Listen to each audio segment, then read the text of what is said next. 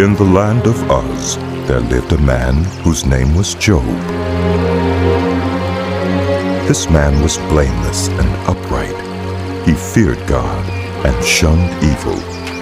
He had 7 sons and 3 daughters, and he owned 7,000 sheep, 3,000 camels, 500 yoke of oxen, and 500 donkeys, and had a large number of servants. He was the greatest man among all the people of the East. His sons used to hold feasts in their homes on their birthdays, and they would invite their 3 sisters to eat and drink with them. When a period of feasting had run its course, Job would make arrangements for them to be purified. Early in the morning he would sacrifice a burnt offering for each of them, thinking, "Perhaps my children have sinned and cursed God in their hearts." This was Job's regular custom. One day the angels came to present themselves before the Lord, and Satan also came with them. The Lord said to Satan, "Where have you come from?" Satan answered the Lord, "From roaming through the earth, and going back and forth in it." Then the Lord said to Satan, "Have you considered my servant Job? There is no one on earth like him. He is blameless and upright, a man who fears God and shuns evil." Does Job fear God for nothing? Satan replied, Have you not put a hedge around him and his household, and everything he has? You have blessed the work of his hands, so that his flocks and herds are spread throughout the land. But now stretch out your hand and strike everything he has, and he will surely curse you to your face. The Lord said to Satan, "Very well then, everything he has is in your power, but on the man himself, do not lay a finger." Then Satan went out from the presence of the Lord. One day when Job's sons and daughters were feasting and drinking wine at the oldest brother's house, a messenger came to Job and said, The oxen were plowing, and the donkeys were grazing nearby, and the Sabaeans attacked and made off with them. They put the servants to the sword, and I am the only one who has escaped to tell you. While he was still speaking, another messenger came and said, The fire of God fell from the sky and burned up the sheep and the servants, and I am the only one who has escaped to tell you. While he was still speaking, another messenger came and said, The Chaldeans formed 3 raiding parties and swept down on your camels and made off with them. They put the servants to the sword, and I am the only one who has escaped to tell you. While he was still speaking, yet another messenger came and said, Your sons and daughters were feasting and drinking wine at the oldest brother's house, when suddenly a mighty wind swept in from the desert and struck the 4 corners of the house. It collapsed on them, and they're dead, and I'm the only one who has escaped to tell you.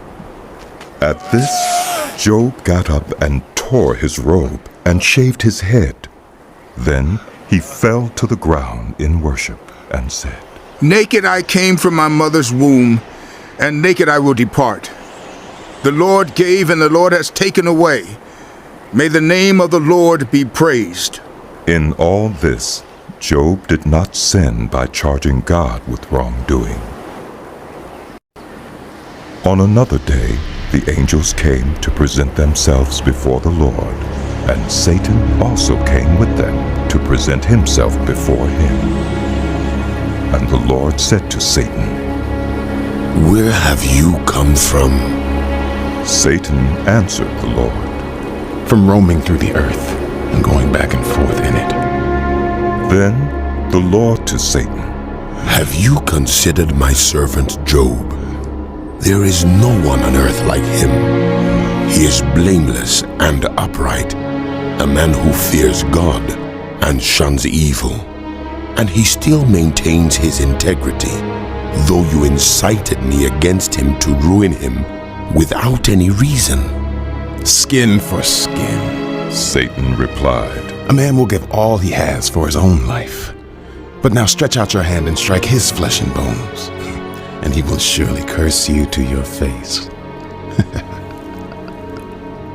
The Lord said to Satan, "Very well then, he is in your hands. but you must spare his life." So Satan went out from the presence of the Lord and afflicted Job with painful sores from the soles of his feet to the crown of his head. Then Job took a piece of broken pottery and scraped himself with it as he sat among the ashes. His wife said to him, "Are you still maintaining your integrity? Curse God and die." He replied, You are talking like a foolish woman. Shall we accept good from God and not trouble? In all this, Job did not sin in what he said. When Job's 3 friends, Eliphaz the Temanite, Bildad the Shuhite, and Zophar the Naamathite, heard about all the troubles that had come upon him, they set out from their homes and met together by agreement to go and sympathize with him and comfort him. When they saw him from a distance, they could hardly recognize him. They began to weep aloud, and they tore their robes and sprinkled dust on their heads. Then they sat on the ground with him for 7 days and 7 nights. No one said a word to him, because they saw how great his suffering was. After this, Job opened his mouth and cursed the day of his birth. He said, May the day of my birth perish, and the night that said a boy is conceived. That day may it turn to darkness. May God above not care about it. May no light shine on it. May gloom and utter darkness claim it once more.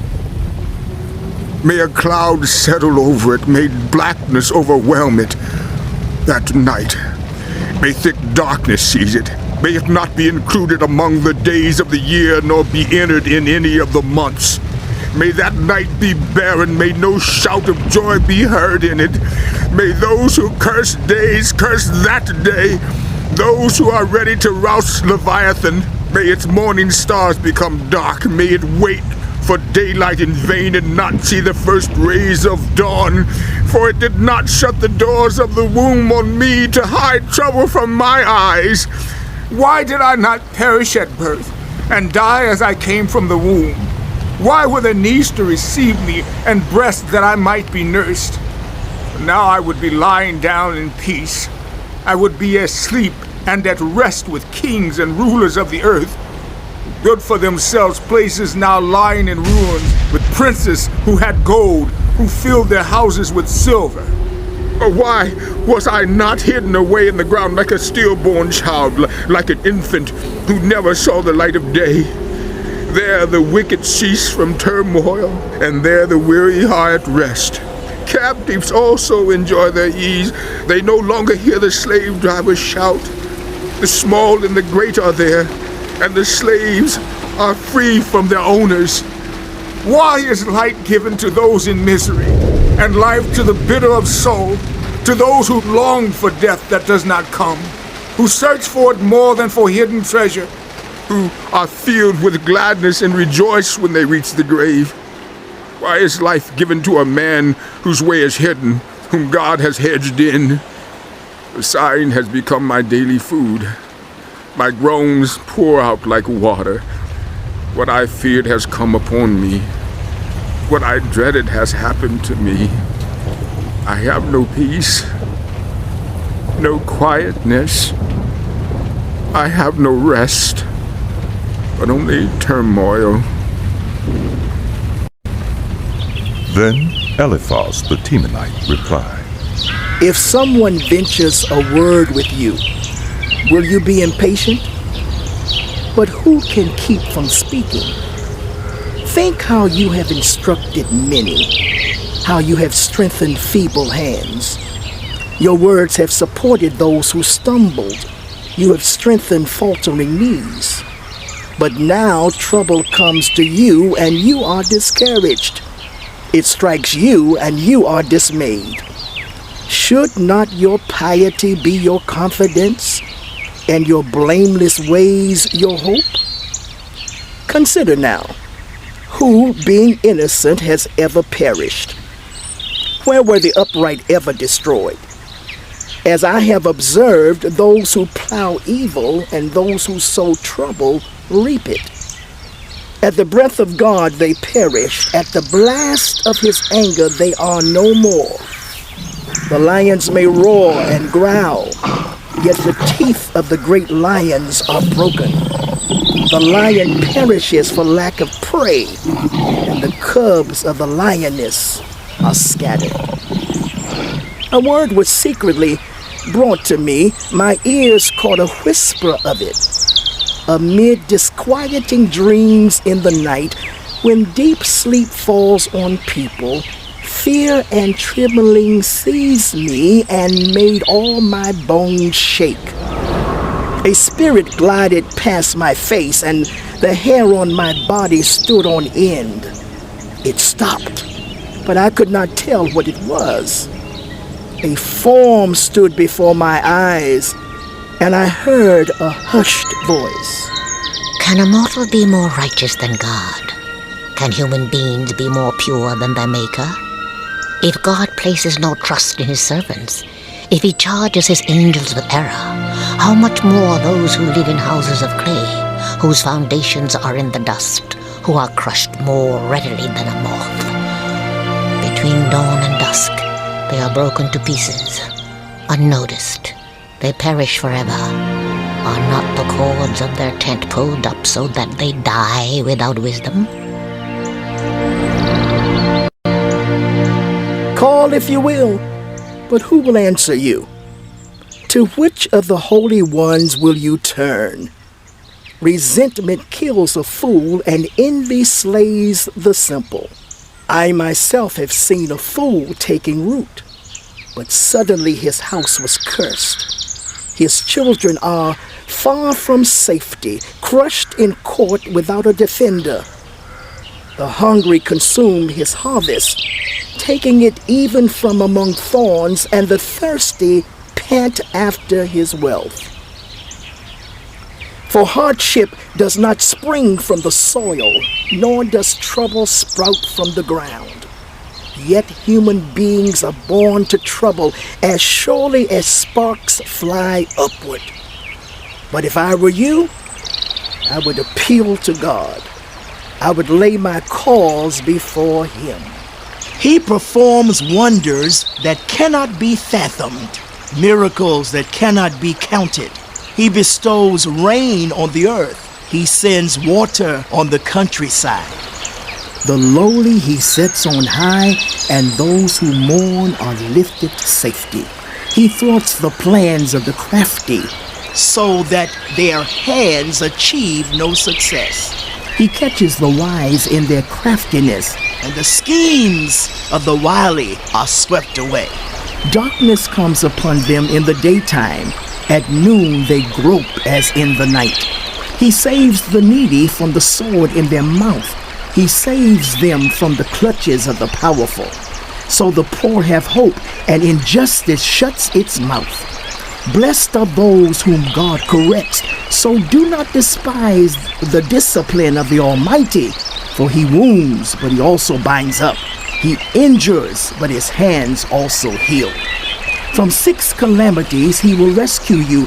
In 7 no harm will touch you. In famine he will deliver you from death, and in battle from the stroke of the sword. You will be protected from the lash of the tongue, and need not fear when destruction comes. You will laugh at destruction and famine, and need not fear the wild animals. For you will have a covenant with the stones of the field, and the wild animals will be at peace with you. You will know that your tent is secure. You will take stock of your property and find nothing missing. You will know that your children will be many, and your descendants like the grass of the earth. You will come to the grave in full vigor, like sheaves gathered in season. We have examined this, and it is true. So hear it and apply it to yourself. Then Job replied, If only my anguish could be weighed and all my misery be placed on the scales, it would surely outweigh the sand of the seas. No wonder my words have been impetuous. The arrows of the Almighty are in me. My spirit drinks in their poison. God's terrors are marshaled against me. Does a wild donkey bray when it has grass, or an ox bellow when it has fodder? Is tasteless food eaten without salt? Or is there flavor in the sap of the mallow? I refuse to touch it. Such food makes me ill. Oh, that I might have my request, that God would grant what I hope for, that God would be willing to crush me, to let loose his hand and cut off my life. Then I would still have this consolation, my joy in unrelenting pain, that I had not denied the words of the Holy One.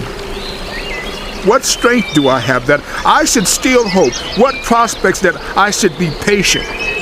Do I have the strength of stone? Is my flesh bronze? Do I have any power to help myself now that success has been driven from me? Anyone who withholds kindness from a friend forsakes the fear of the Almighty. My brothers are as undependable as intermittent streams, as the streams that overflow when darkened by thawing ice and swollen with melting snow, but that cease to flow in the dry season and in the heat vanish from their channels. Caravans turn aside from the routes. They go off into the wasteland and perish. The caravans of Tema look for water. The traveling merchants of Sheba look and hope. They are distressed because they had been confident. They arrived there only to be disappointed. Now you too have proved to be of no help. You see something dreadful and are afraid. Have I ever said, give something on my behalf? Pay a ransom from me from your wealth? Deliver me from the hand of the enemy, rescue me from the clutches of the ruthless. Teach me, and I will be quiet.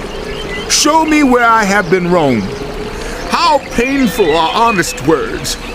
But what do your arguments prove? Do you mean to correct what I say and treat my desperate words as wind? You would even cast lots for the fatherless and barter away your friend. But now, be so kind as to look at me. Would I lie to your face?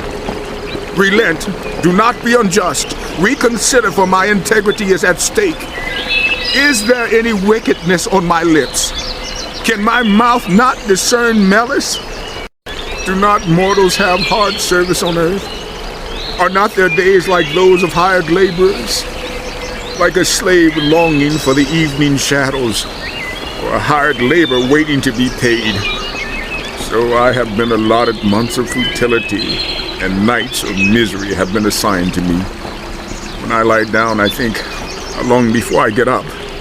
The night drags on. I toss and turn until dawn. My body is clothed with worms and scabs. My skin is broken and festering. My days are swifter than a weaver's shuttle, and they come to an end without hope.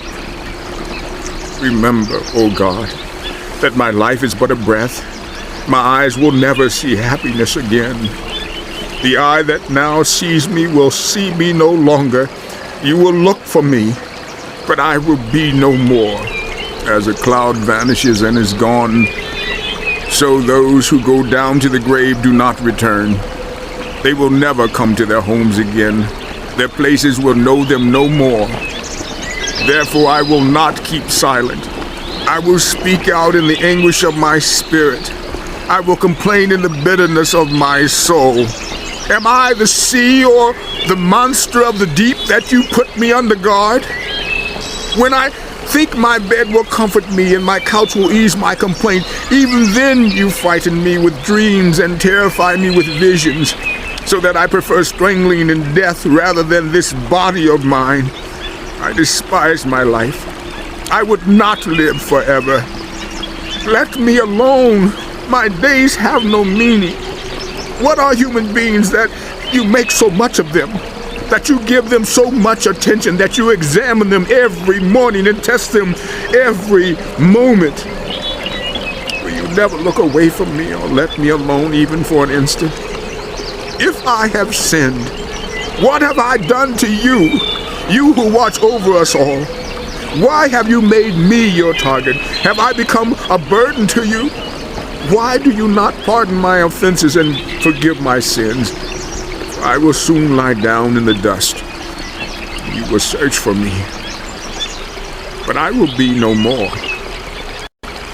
Then Bildad the Shuhite replied, How long will you say such things? Your words are a blustering wind. Does God pervert justice? Does the Almighty pervert what is right? When your children sinned against him, he gave them over to the penalty of their sin.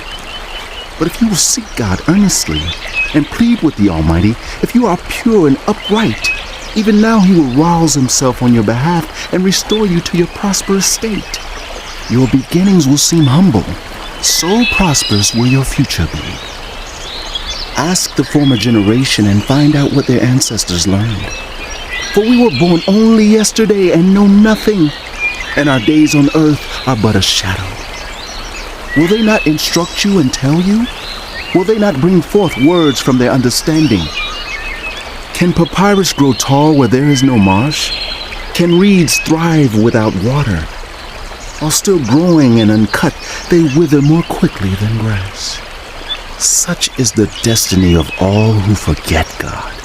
So perishes the hope of the godless. What they trust in is fragile. What they rely on is a spider's web. They lean on the web, but it gives way. They cling to it, but it does not hold. They are like a well-watered plant in the sunshine, spreading its shoots over the garden. It entwines its roots around a pile of rocks and looks for a place among the stones. But when it is torn from its spot, that place disowns it and says, I never saw you. Surely its life withers away, and from the soil other plants grow. Surely God does not reject the blameless or strengthen the hands of evildoers. He will yet fill your mouth with laughter and your lips with shouts of joy. Your enemies will be clothed in shame, and the tents of the wicked will be no more. Then Job replied, Indeed, I know that this is true. But how can mere mortals prove their innocence before God? Though they wished to dispute with him, they could not answer him 1 time out of 1,000. His wisdom is profound, his power is vast. Who has resisted him and come out unscathed? He moves mountains without their knowing it, and overturns them in his anger. He shakes the earth from its place and makes its pillars tremble. He speaks to the sun and it does not shine. He seals off the light of the stars. He alone stretches out the heavens and treads on the waves of the sea. He is the maker of the Bear and Orion, the Pleiades and the constellations of the south. He performs wonders that cannot be fathomed, miracles that cannot be counted. When he passes me, I cannot see him. When he goes by, I cannot perceive him. If he snatches away, who can stop him? Who can say to him, what are you doing? God does not restrain his anger. Even the cohorts of Rahab cowered at his feet. How then can I dispute with him? How can I find words to argue with him? Though I would, I answer him. I could only plead with my judge. Even if I summoned him and he responded, I do not believe he would give me a hearing. He would crush me with a storm and multiply my wounds for no reason. He would not let me catch my breath, but overwhelm me with misery. If it is a matter of strength, he is mighty. And if it is a matter of justice, who can challenge him?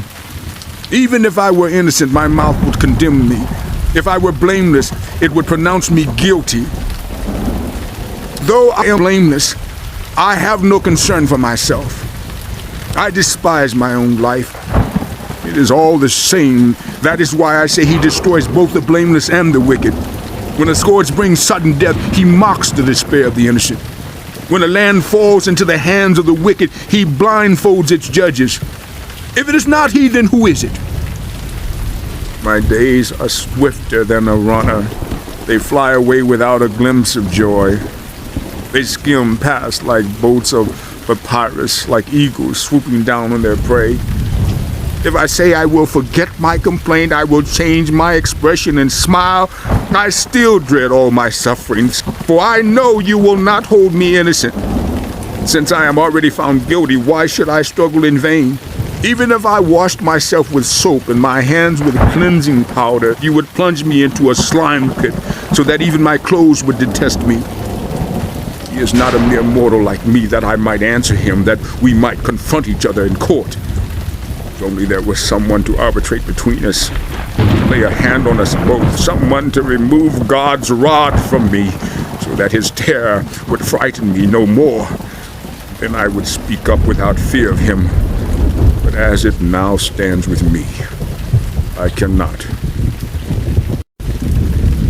I loathe my very life. Therefore I will give free rein to my complaint and speak out in the bitterness of my soul. I say to God, do not declare me guilty, but tell me what charges you have against me. Does it please you to oppress me, to spurn the work of your hands while you smile on the plans of the wicked? Do you have eyes of flesh? Do you see as a mortal sees? Are your days like those of a mortal, or your years like those of a human being, that you must search out my faults and probe after my sin, though you know that I am not guilty and that no one can rescue me from your hand? Your hand shaped me and made me. Will you now turn and destroy me? Remember that you molded me like clay. Will you now turn me to dust again? Did you not pour me out like milk and curdle me like cheese, clothe me with skin and flesh and knit me together with bones and sinews? You gave me life and showed me kindness, and in your providence watched over my spirit. But this is what you concealed in your heart, and I know that this was in your mind. If I sinned, you would be watching me and would not let my offense go unpunished. If I am guilty, woe to me! Even if I am innocent, I cannot lift my head, for I am full of shame and drowned in my affliction. If I hold my head high, you stalk me like a lion and again display your awesome power against me. You bring new witnesses against me and increase your anger toward me. Your forces come against me wave upon wave. Why then did you bring me out of the womb? I wish I had died before any eyes saw me. If only I had never come into being, or had been carried straight from the womb to the grave. Are not my few days almost over? Turn away from me so I can have a moment's joy before I go to the place of no return, to the land of gloom and utter darkness, to the land of deepest night, of utter darkness and disorder, where even the light is like darkness. Then Zophar the Naamathite replied, Are all these words to go unanswered? Is this talker to be vindicated? Will your idle talk reduce others to silence? Will no one rebuke you when you mock? You say to God, My beliefs are flawless, and I am pure in your sight. Oh, how I wish that God would speak, that he would open his lips against you and disclose to you the secrets of wisdom, for true wisdom has two sides. Know this, God has even forgotten some of your sin. Can you fathom the mysteries of God? Can you probe the limits of the Almighty? They are higher than the heavens above. What can you do? They are deeper than the depths below.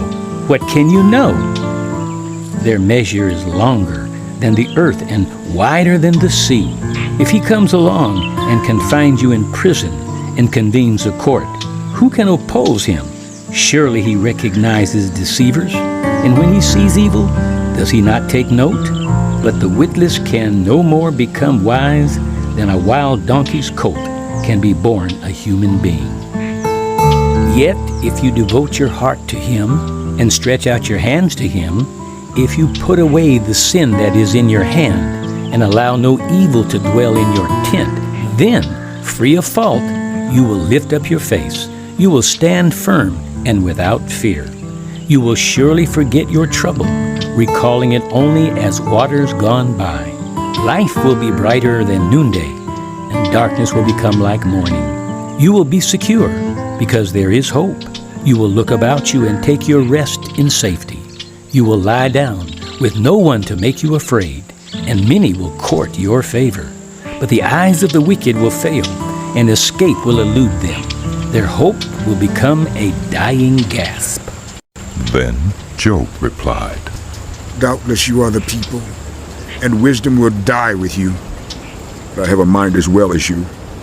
I am not inferior to you. Who does not know all these things? I have become a laughingstock to my friends, though I called on God and he answered. A mere laughingstock, though righteous and blameless. Those who are at ease have contempt for misfortune as the fate of those whose feet are slipping. The tents of marauders are undisturbed, and those who provoke God are secure, those God has in his hand. But ask the animals, and they will teach you, or the birds in the sky, and they will tell you. Or speak to the earth, and it will teach you, or let the fish in the sea inform you. Which of all these does not know that the hand of the Lord has done this? In his hand is the life of every creature, and the breath of every human being. Does not the ear test words as the tongue tastes food? Is not wisdom found among the aged? Does not long life bring understanding? To God belong wisdom and power. Counsel and understanding are his. What he tears down cannot be rebuilt. Those he imprisons cannot be released. If he holds back the waters, there is drought. If he lets them loose, they devastate the land. To him belongs strength and insight. Both deceiver and deceiver are his. He leads rulers away stripped and makes fools of judges. He takes off the shackles put on by kings and ties a loincloth around their waist. He leads priests away stripped and overthrows officials long established. He silences the lips of trusted advisors and takes away the discernment of elders. He pours contempt on nobles and disarms the mighty. He reveals the deep things of darkness and brings utter darkness into the light. He makes nations great and destroys them. He enlarges nations and disperses them. He deprives the leaders of the earth of their reason. He makes them wander in a trackless waste. They grope in darkness with no light. He makes them stagger like drunkards. My eyes have seen all this. My ears have heard and understood it. But you know I also know. I am not inferior to you. But I desire to speak to the Almighty and to argue my case with God. You, however, smear me with lies. You are worthless physicians, all of you. If only you would be altogether silent, for you that would be wisdom. Hear now my argument. Listen to the pleas of my lips. Will you speak wickedly on God's behalf? Will you speak deceitfully for him? Will you show him partiality? Will you argue the case for God? Would it turn out well if he examined you? Could you deceive him as you might deceive mortals? He would surely call you to account if you secretly showed partiality. Would not his splendor terrify you? Would not the dread of him fall on you? Your maxims are proverbs of ashes. Your defenses are defenses of clay. Keep silent and let me speak. Then let come to me what may. Why do I put myself in jeopardy and take my life in my hands? Though he slay me, yet will I hope in him. I will surely defend my ways to his face. Indeed, this will turn out for my deliverance, for no godless person would dare come before him. But listen carefully to what I say. Let my words ring in your ears. Now that I have prepared my case, I know I will be vindicated. Can anyone bring charges against me? If so, I will be silent and die.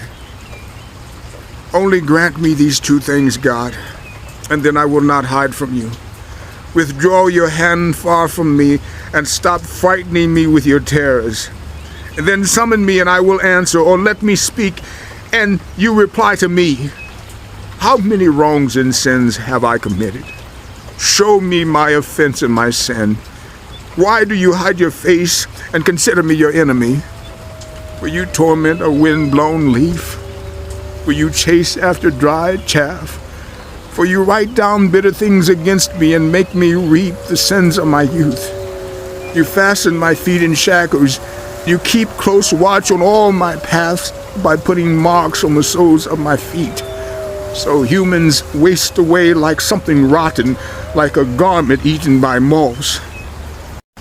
Mortals born of women are few days and full of trouble. They spring up like flowers and wither away. Like fleeting shadows, they do not endure.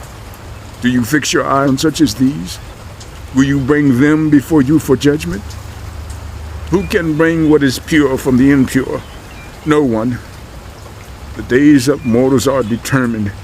You have decreed the number of their months and have set limits they cannot exceed.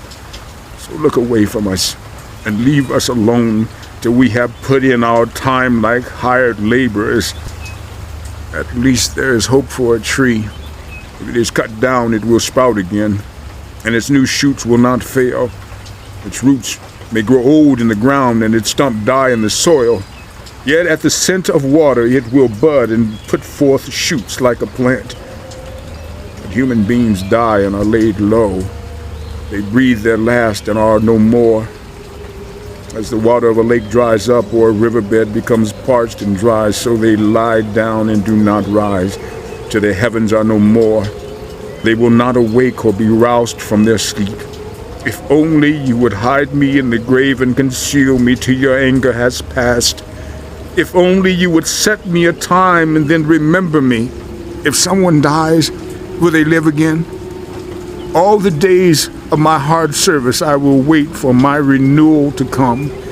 You will call and I will answer you. You will long for the creature your hands have made. Surely then you will count my steps but not keep track of my sin. My offenses will be sealed up in a bag. You will cover over my sin.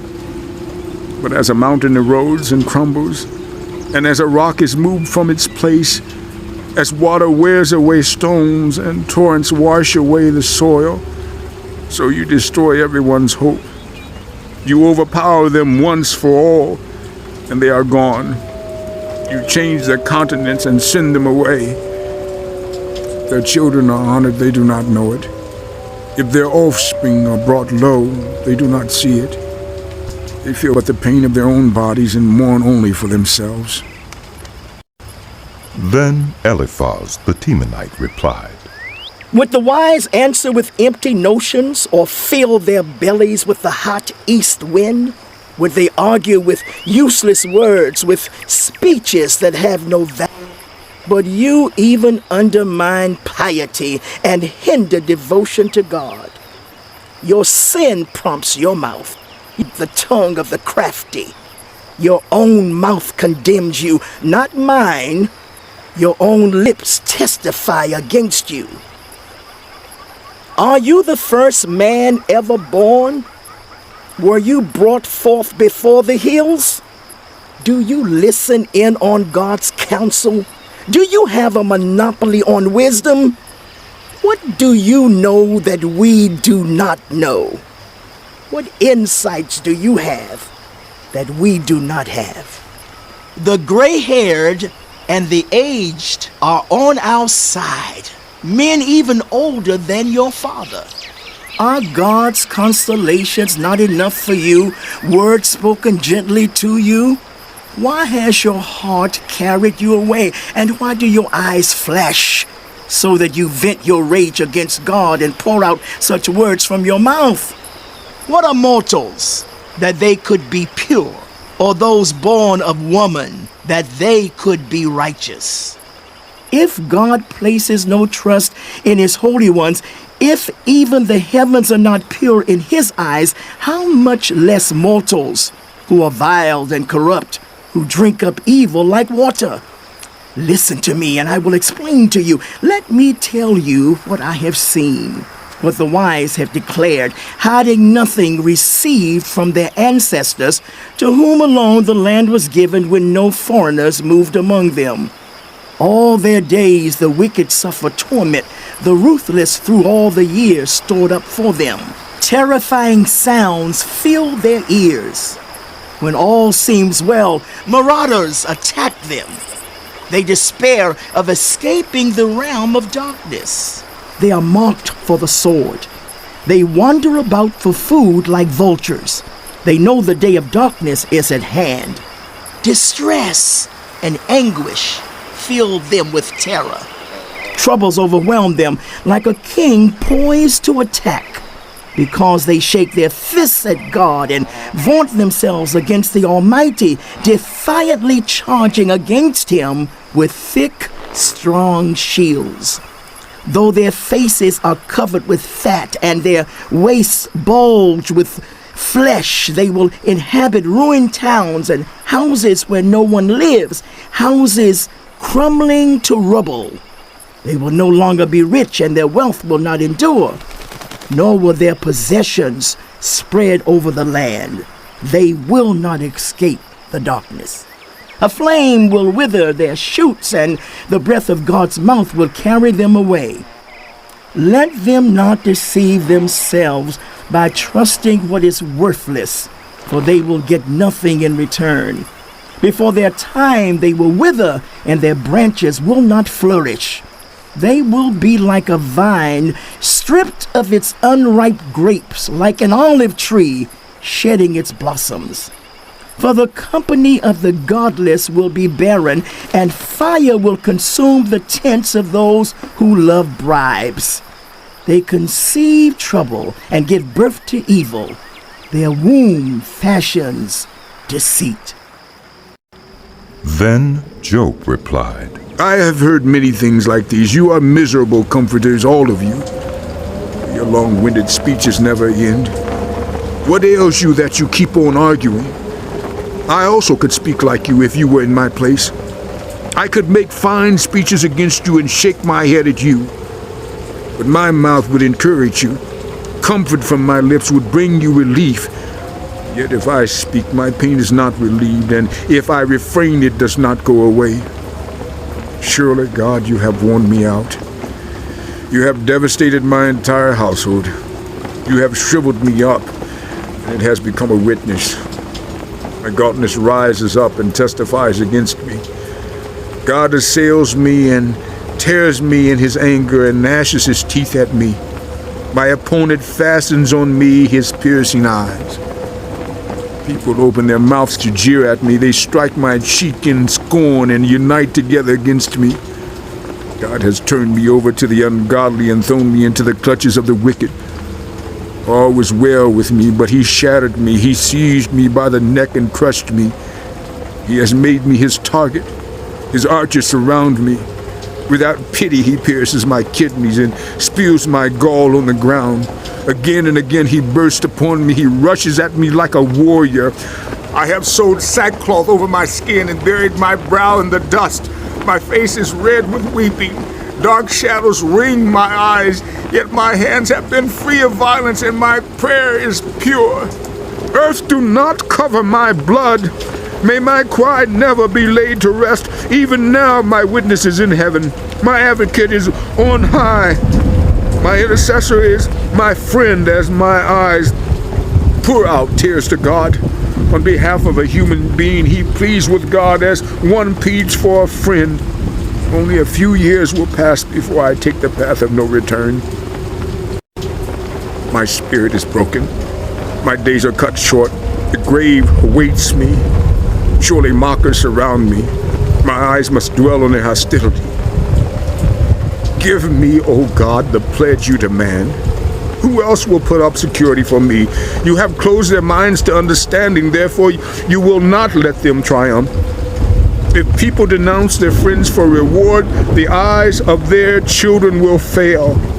God has made me a byword to everyone, a man in whose face people spit. My eyes have grown dim with grief. My whole frame is but a shadow. The upright are appalled at this. The innocent are aroused against the ungodly. Nevertheless, the righteous will hold to their ways, and those with clean hands will grow stronger. But come on, all of you, try again. I will not find a wise man among you. My days have passed, my plans are shattered. Yet the desires of my heart turn night into day. In the face of the darkness, light is near. If the only home I hope for is the grave, if I spread out my bed in the realm of darkness, if I say to corruption, you are my father, and to the worm, my mother or my sister, where then is my hope? Who can see any hope for me? Will it go down to the gates of death? Will we descend together into the dust? Then Bildad the Shuhite replied, When will you end these speeches? Be sensible, and then we can talk. Why are we regarded as cattle and considered stupid in your sight? You who tear yourself to pieces in your anger, is the earth to be abandoned for your sake? Or must the rocks be moved from their place? The lamp of a wicked man is snuffed out, the flame of his fire stops burning. The light in his tent becomes dark, the lamp beside him goes out. The vigor of his step is weakened, his own schemes throw him down. His feet thrust him into a net, he wanders into its mesh. A trap seizes him by the heel, a snare holds him fast. A noose is hidden for him on the ground, a trap lies in his path. Terrors startle him on every side and dog his every step. Calamity is hungry for him. Disaster is ready for him when he falls. It eats away parts of his skin. Death's firstborn devours his limbs. He is torn from the security of his tent and marched off to the king of terrors. Fire resides in his tent. Burning sulfur is scattered over his dwelling. His roots dry up below and his branches wither above. The memory of him perishes from the earth. He has no name in the land. He is driven from light into the realm of darkness and is banished from the world. He has no offspring or descendants among his people. No survivor where once he lived. People of the West are appalled at his fate. Those of the East are seized with horror. Surely such is the dwelling of an evil man. Such is the place of one who knows not God. Then Job replied, How long will you torment me and crush me with words? 10 times now you have reproached me. Shamelessly you attack me. If it is true that I have gone astray, my error remains my concern alone. If indeed you would exalt yourselves above me and use my humiliation against me, then know that God has wronged me and drawn his net around me. Though I cry violence, I get no response. Though I call for help, there is no justice. He has blocked my way so I cannot pass. He has shrouded my paths in darkness. He has stripped me of my honor and removed the crown from my head. He tears me down on every side till I am gone. He uproots my hope like a tree. His anger burns against me. He counts me among his enemies. His troops advance in force. They build a siege ramp against me and encamp around my tent. He has alienated my family from me. My acquaintances are completely estranged from me. My relatives have gone away. My friends have forgotten me. My guests and my female servants count me as foreigner. They look on me as a stranger. I summon my servant, but he does not answer, though I beg him with my own mouth. My breath is offensive to my wife. I am loathsome to my own family. Even the little boys scorn me. When I appear, they ridicule me. All my intimate friends detest me. Those I love have turned against me. I am nothing but skin and bones. I have escaped only by the skin of my teeth. Have pity on me, my friends. Have pity, for the hand of God has struck me. Why do you pursue me as God does? Will you never get enough of my flesh? Oh, that my words were recorded, that they were written on a scroll, that they were inscribed with an iron tool on lead or engraved in rock forever. I know that my Redeemer lives, and that in the end he will stand on the earth. And after my skin has been destroyed, yet in my flesh I will see God. I myself will see him with my own eyes. I, and not another. How my heart yearns within me. If you say, how we will hound him, since the root of the trouble lies in him, you should fear the sword yourselves. For wrath will bring punishment by the sword, and then you will know that there is judgment. Then Zophar, the Naamathite, replied, My troubled thoughts prompt me to answer, because I am greatly disturbed. I hear a rebuke that dishonors me, and my understanding inspires me to reply. Surely you know how it has been from of old, ever since people were placed on the earth, that the mirth of the wicked is brief, the joy of the godless lasts but a moment. Though his pride reaches to the heavens, and his head touches the clouds, he will perish forever, like his own dung. Those who have seen him will say, "Where is he?" Like a dream he flies away, no more to be found, banished like a vision of the night. The eye that saw him will not see him again. His place will look on him no more. His children must make amends to the poor. His own hands must give back his wealth. The youthful vigor that fills his bones will lie with him in the dust. Though evil is sweet in his mouth, and he hides it under his tongue, though he cannot bear to let it go and lets it linger in his mouth, yet his food will turn sour in his stomach. It will become the venom of serpents within him. He will spit out the riches he swallowed. God will make his stomach vomit them up. He will suck the poison of serpents. The fangs of an adder will kill him. He will not enjoy the streams, the rivers flowing with honey and cream. What he toiled for he must give back uneaten. He will not enjoy the profit from his trading, for he has oppressed the poor and left them destitute. He has seized houses he did not build. Surely he will have no respite from his craving. He cannot save himself by his treasure. Nothing is left for him to devour. His prosperity will not endure. In the midst of his plenty, distress will overtake him. The full force of misery will come upon him. When he has filled his belly, God will vent his burning anger against him and rain down his blows on him. Though he flees from an iron weapon, a bronze-tipped arrow pierces him. He pulls it out of his back, the gleaming point out of his liver. Terrors will come over him. Total darkness lies in wait for his treasures. A fire unfanned will consume him and devour what is left in his tent. The heavens will expose his guilt. The earth will rise up against him. A flood will carry off his house, rushing waters on the day of God's wrath.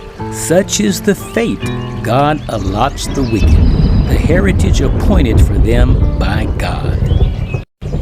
Then Job replied, Listen carefully to my words. Let this be the consolation you give me. Bear with me while I speak, and after I have spoken, mock on. Is my complaint directed to a human being? Why should I not be impatient? Look at me and be appalled. Clap your hand over your mouth.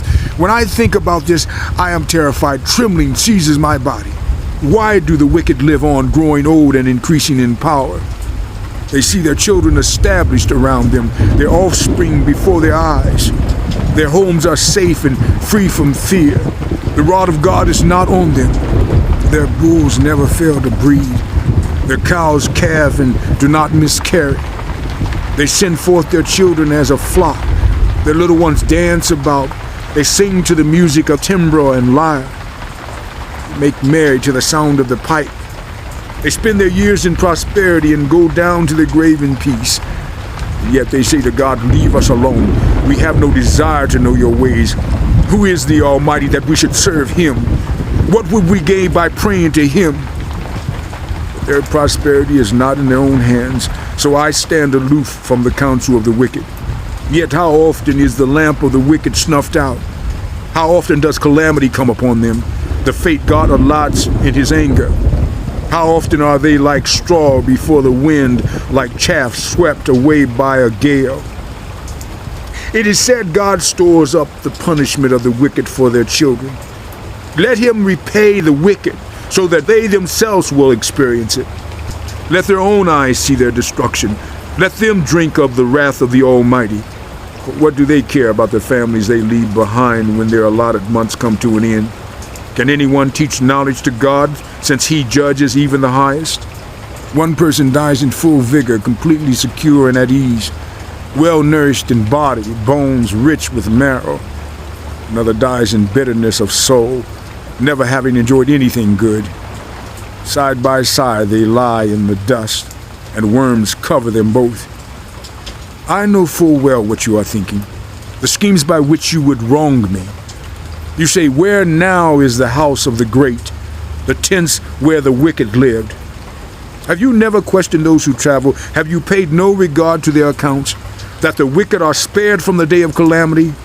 that they are delivered from the day of wrath? Who denounces their conduct to their face? Who repays them for what they have done? They are carried to the grave, and watch is kept over their tombs. The soil in the valley is sweet to them. Everyone follows after them, and a countless throng goes before them. So how can you console me with your nonsense? Nothing is left of your answers but falsehood.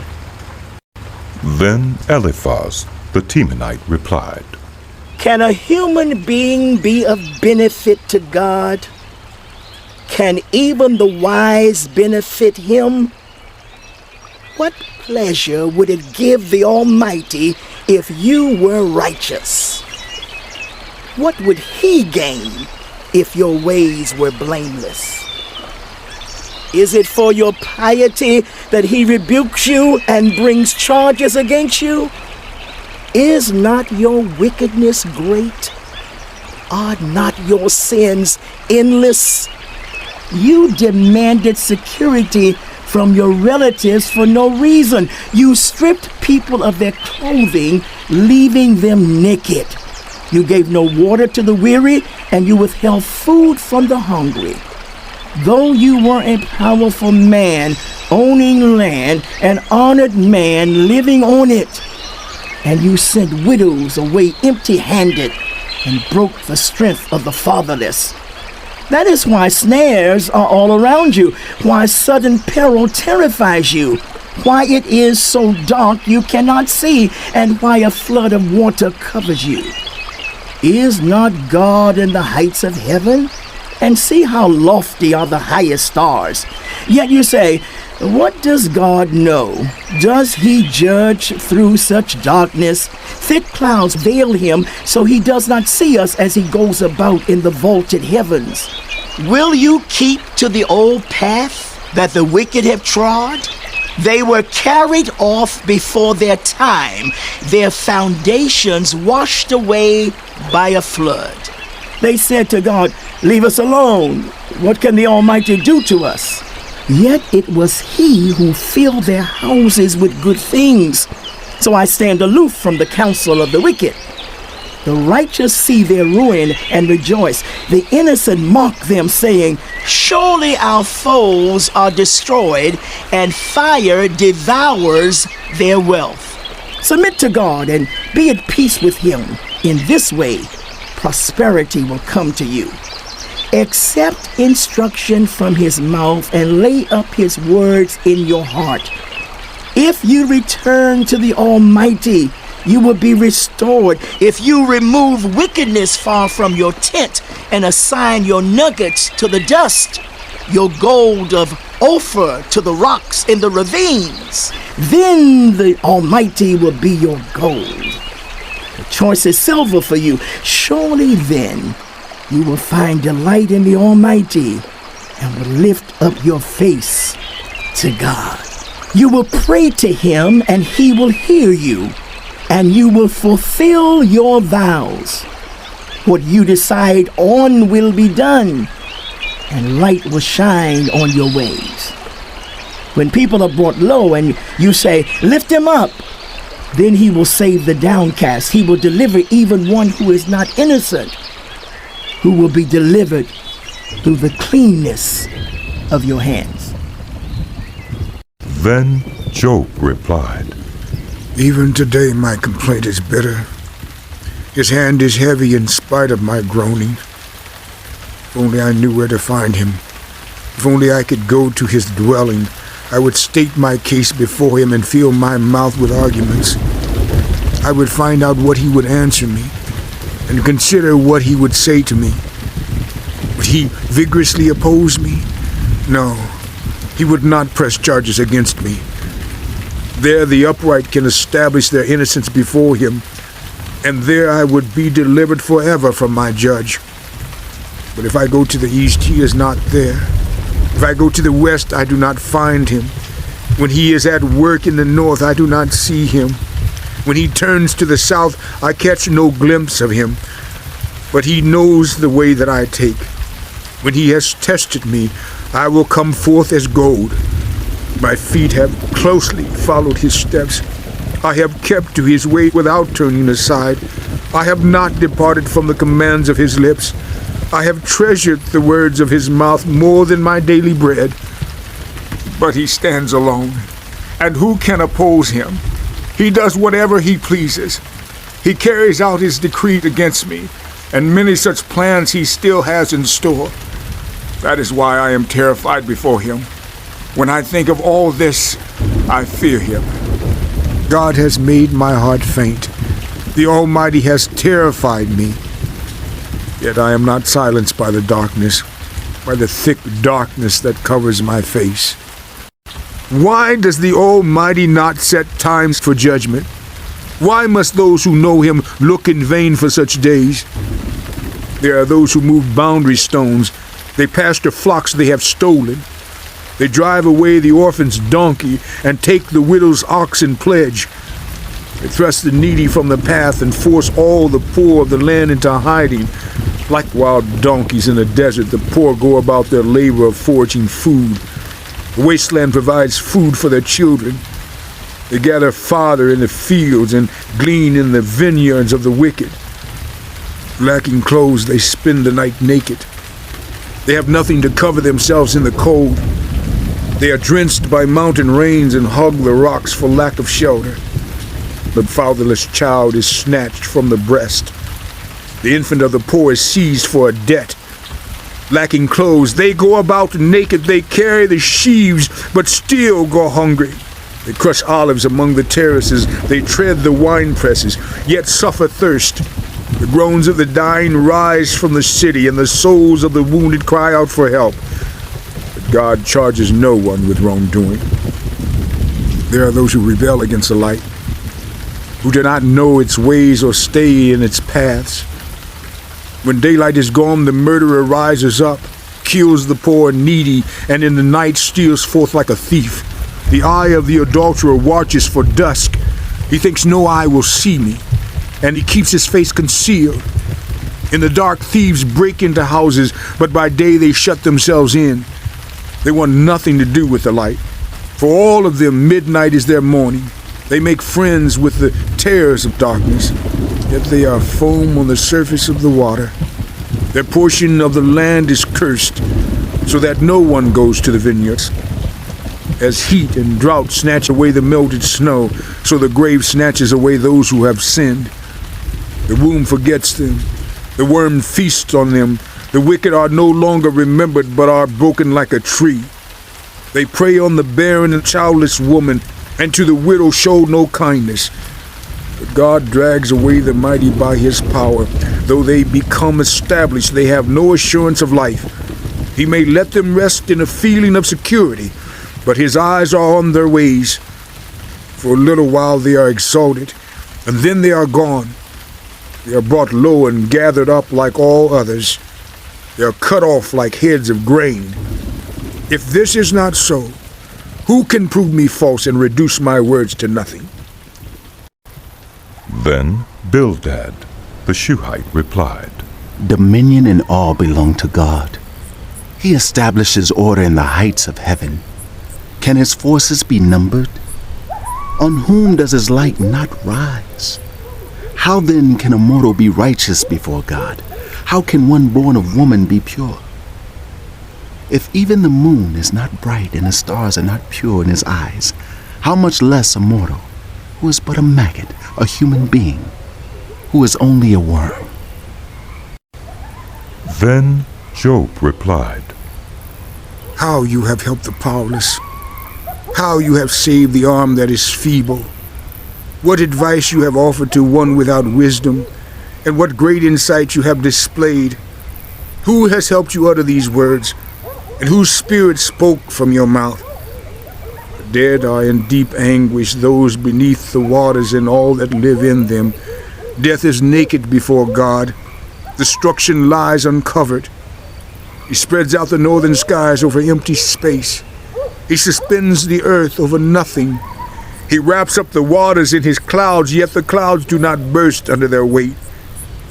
He covers the face of the full moon, spreading his clouds over it. He marks out the horizon on the face of the waters for a boundary between light and darkness. Pillars of the heavens quake aghast at his rebuke. By his power he churned up the sea. By his wisdom he cut Rahab to pieces. By his breath the skies became fair. His hand pierced the gliding serpent. These are but the outer fringe of his works. How faint the whisper we hear of him. Who then can understand the thunder of his power? And Job continued his discourse. As surely as God lives, who has denied me justice, the Almighty who has made my life bitter. As long as I have life within me, the breath of God in my nostrils, my lips will not say anything wicked, and my tongue will not utter lies. I will never admit you are in the right till I die. I will not deny my integrity. I will maintain my innocence and never let go of it. My conscience will not reproach me as long as I live. May my enemies be like the wicked, my adversaries like the unjust. For what hope have the godless when they are cut off, when God takes away their life? Does God listen to their cry when distress comes upon them? Will they find delight in the Almighty? Will they call on God at all times? I will teach you about the power of God. The ways of the Almighty I will not conceal. You have all seen this yourselves. Why then this meaningless talk? Here is the fate God allots to the wicked, the heritage a ruthless man receives from the Almighty. However many his children, their fate is a sword. His offspring will never have enough to eat. The plague will bury those who survive him, and their widows will not weep for them. Though he heaps up silver like dust and clothes like piles of clay, what he lays up the righteous will wear, and the innocent will divide his silver. The house he builds is like a moth's cocoon, like a hut made by a watchman. He lies down wealthy, but will do so no more. When he opens his eyes, all is gone.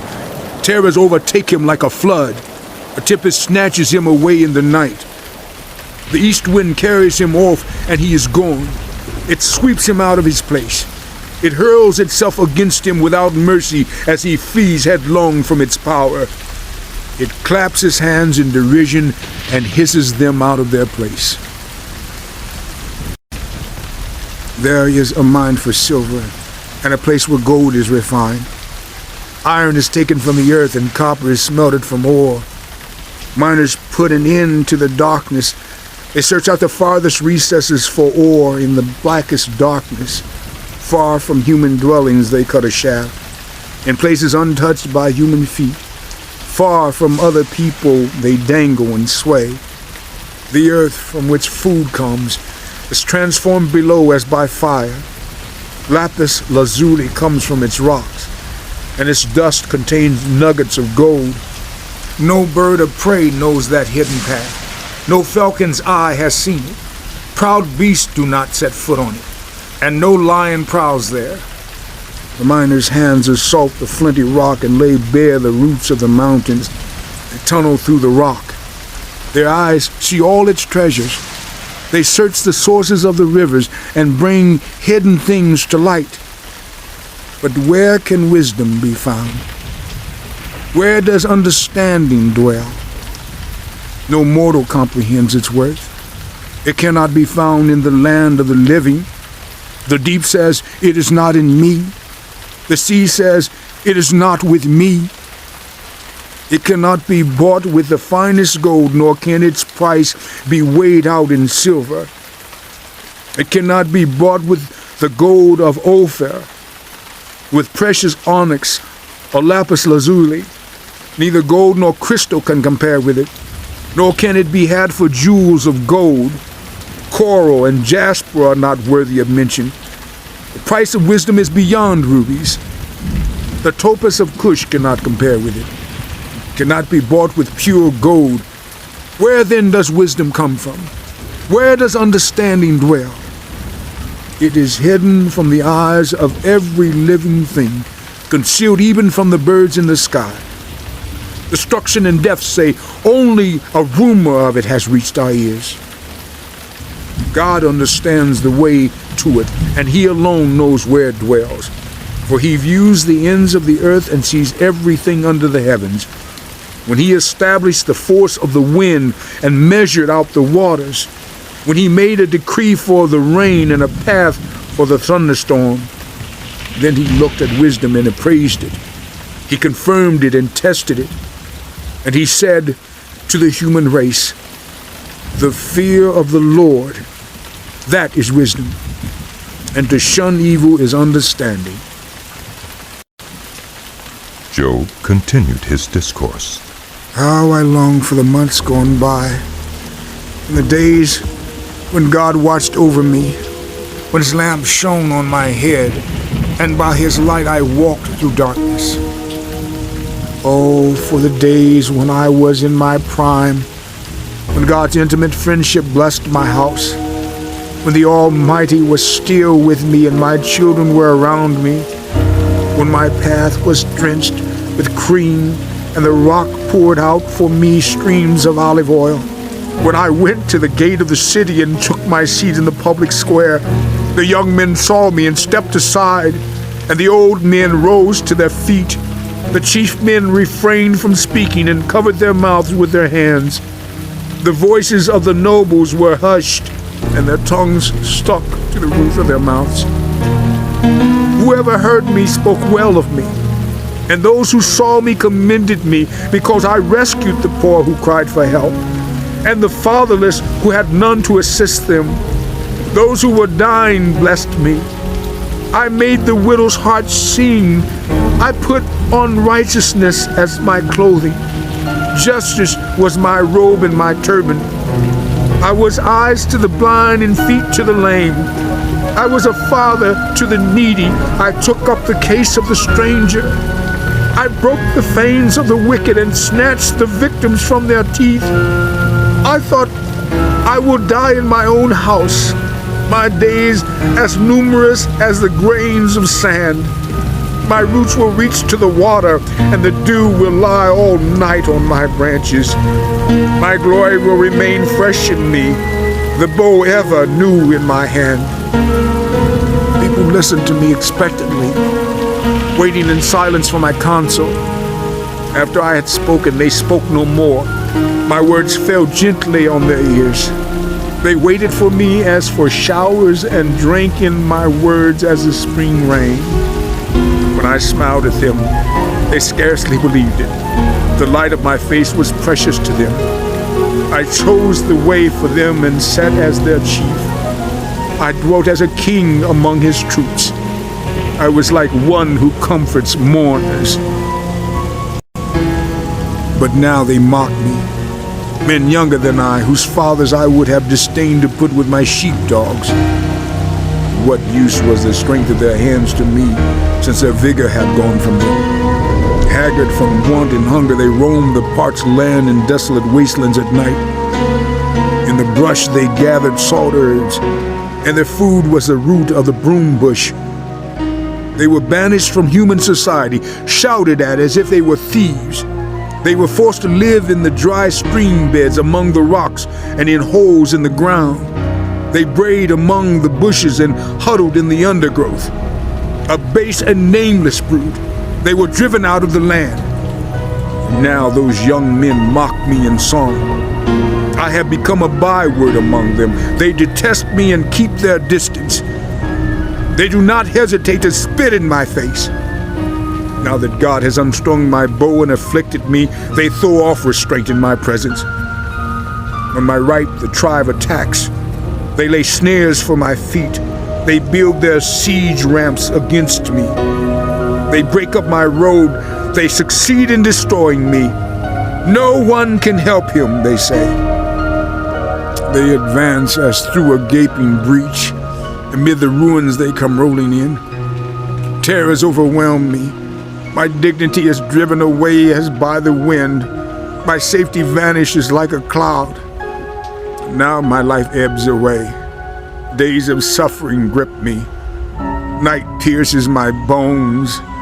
My gnawing pains never rest. In his great power, God becomes like clothing to me. He binds me like the neck of my garment. He throws me into the mud, and I am reduced to dust and ashes. I cry out to you, God, but you do not answer. I stand up, but you merely look at me. You turn on me ruthlessly. With the might of your hand, you attack me. You snatch me up and drive me before the wind. You toss me about in the storm. I know you will bring me down to death, to the place appointed for all the living. Surely no one lays a hand on those who are crushed when they cry for help in their distress. Have I not wept for those in trouble? Has not my soul grieved for the poor? Yet when I hoped for good, evil came. When I looked for light, then came darkness. The churning inside me never stops. Days of suffering confront me. I go about blackened, but not by the sun. I stand up in the assembly and cry for help. I have become a brother of jackals, a companion of owls. My skin grows black and peels. My body burns with fever. My lyre is tuned to mourning, and my pipe to the sound of wailing. I made a covenant with my eyes not to look lustfully at a virgin. For what is our lot from God above, our heritage from the Almighty on high? Is it not ruin for the wicked, disaster for those who do wrong? Does he not see my ways and count my every step? If I have walked with falsehood, or my foot has hurried after deceit, let God weigh me in honest scales, and he will know that I am blameless. If my steps have turned from the path, if my heart has been led by my eyes, or if my hands had been defiled, then may others eat what I have sown, and may my crops be uprooted. If my heart has been enticed by a woman, or if I have lurked at my neighbor's door, then may my wife grind another man's grain, and may other men sleep with her. For that would have been wicked, a sin to be judged. It is a fire that burns to destruction. It would have uprooted my harvest. If I have denied justice to any of my servants, whether male or female, when they had a grievance against me, what will I do when God confronts me? What will I answer when called to account? Did not he who made me in the womb make them? Did not the same one form us both within our mothers? If I have denied the desires of the poor, or let the eyes of the widow grow weary, if I have kept my bread to myself, not sharing it with the fatherless, but from my youth I reared them as a father would, and from my birth I guided the widow. If I have seen anyone perishing for lack of clothing, or the needy without garments, and their hearts did not bless me for warming them with the fleece from my sheep, if I had raised my hand against the fatherless, knowing that I had influence in court, then let my arm fall from the shoulder. Let it be broken off at the joint. For I dreaded destruction from God, and for fear of his splendor, I could not do such things. If I have put my trust in gold, or said to pure gold, you are my security. If I have rejoiced over my great wealth, the fortune my hands had gained, if I have regarded the sun in its radiance, or the moon moving in splendor, so that my heart was secretly enticed, and my hand offered them a kiss of homage, then these also would be sins to be judged, for I would have been unfaithful to God on high. If I have rejoiced at my enemies' misfortune, or gloated over the trouble that came to them, I have not allowed my mouth to sin by invoking a curse against their life. If those of my household have healed with, but no stranger had to spend the night in the street, for my door was always open to the traveler. If I have concealed sin as people do, by hiding my guilt in my heart, because I so feared the crowd and so dreaded the contempt of the clans, that I kept silent and would not go outside.